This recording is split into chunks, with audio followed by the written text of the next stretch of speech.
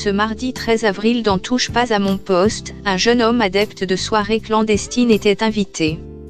L'occasion pour Cyril Hanouna de révéler des bruits de couloir concernant l'identité d'une personnalité politique qui se rendrait régulièrement dans des restaurants clandestins. L'affaire dite des dîners clandestins de Pierre-Jean Chalancon a fait beaucoup de bruit. Dans un reportage diffusé sur la chaîne M6, on découvrait que ces dîners étaient organisés à Paris et les internautes avaient rapidement reconnu le Palais Vivienne, propriété de l'ancien acheteur d'affaires conclu. Au menu, des repas hors de prix, concoctés par le chef Christophe Leroy. Si Pierre-Jean Chalancon a dans un premier temps tenté de brouiller les pistes, assurant que tout cela n'était qu'un poisson d'avril, il a ensuite expliqué que cette soirée était une préparation au bicentenaire de Napoléon.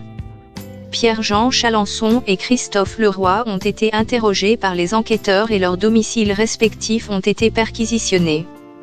Alors que Brice Hortefeux et Alain Duhamel ont confirmé avoir participé à l'un de ces dîners, Christophe Leroy n'avait pas hésité à exprimer sa colère contre le fan de Napoléon auprès de BFM TV.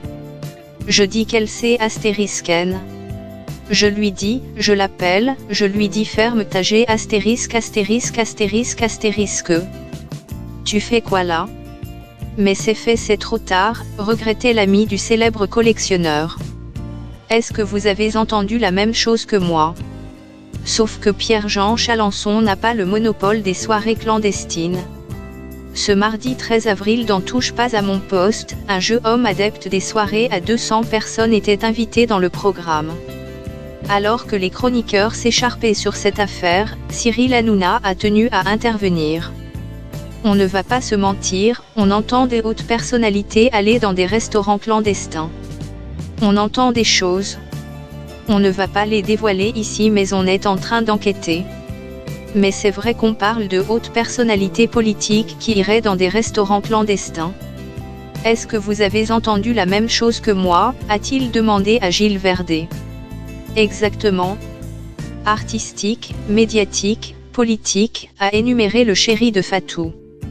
Le présentateur de Touche pas à mon poste a alors livré quelques indices concernant l'identité de cette personnalité politique. On parle même d'une personnalité politique très importante qui irait très souvent dans des restaurants clandestins, a-t-il précisé. Alors que Gilles Verdet s'énervait contre le mépris envers les règles, l'animateur a ajouté que cette personnalité ne fait pas partie du gouvernement actuel.